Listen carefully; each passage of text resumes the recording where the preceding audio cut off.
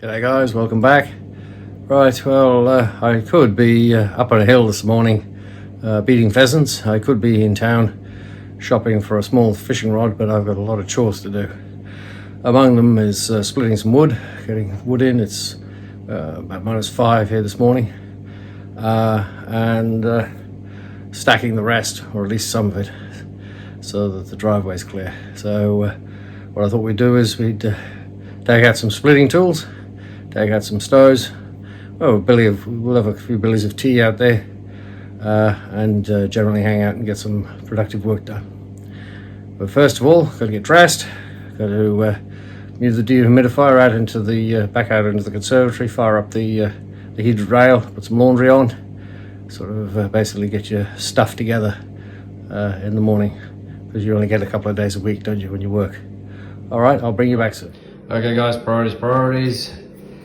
This is my next loaf of bread. This is what they call rice sponge, sourdough. So talk about that another time. I'm going to put some wheat in this and make it into dough so I can rise, so we can have something a little later on. All right, there we go. That's a few thumb marks, but not too bad. Floured in a greased pan. We'll let it rise in that, and then later on we'll put her in the oven.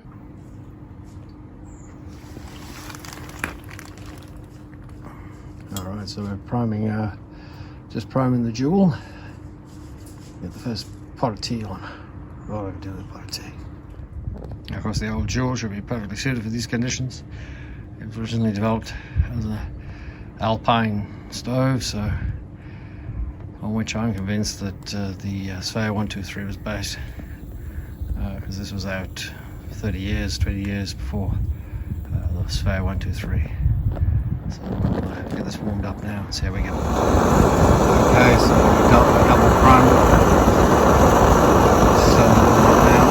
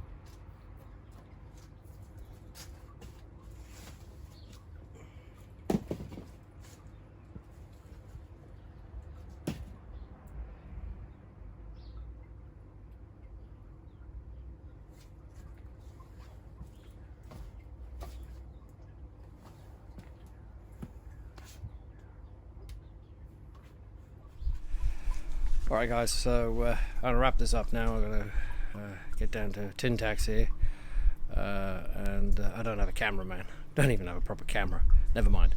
Alright, so quick overview, quick look at these tools I've been using.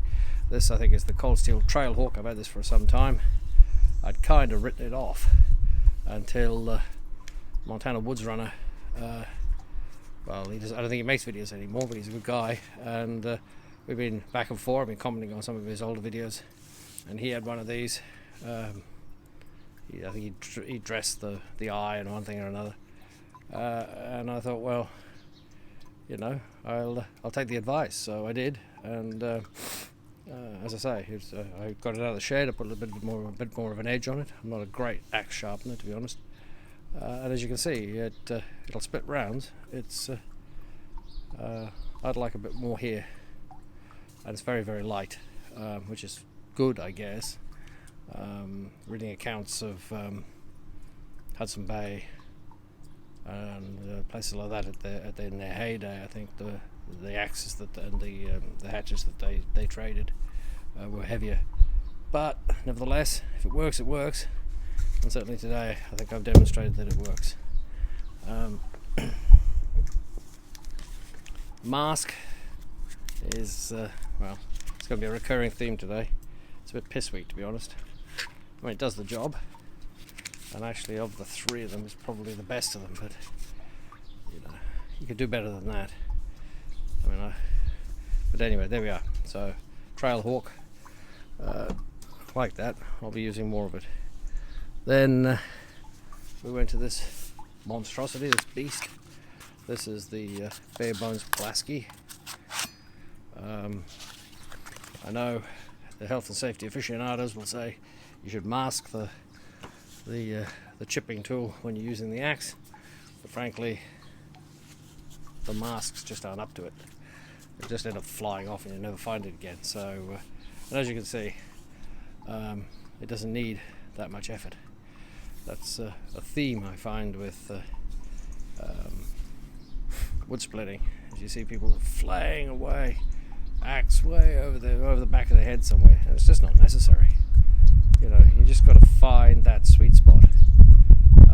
And you know, if you have to go twice, you have to go twice. But I think